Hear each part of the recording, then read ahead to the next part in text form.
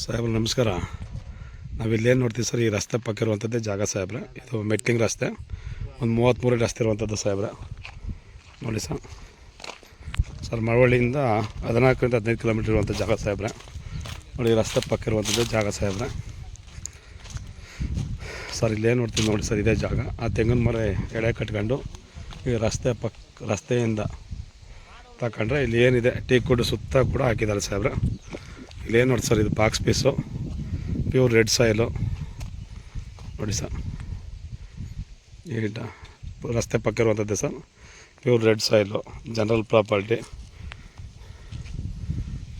Box piece sir. 31 ಗುಂಟೆ ಇರುವಂಥದ್ದು ಸಾಹೇಬ್ರೆ. ನಾವೇನು ನೋಡ್ತಿದ್ವಿ ಇದೇ ಜಾಗ ಸರ್, ಪ್ಯೂರ್ ಸಾಯಿಲು ಸರ್.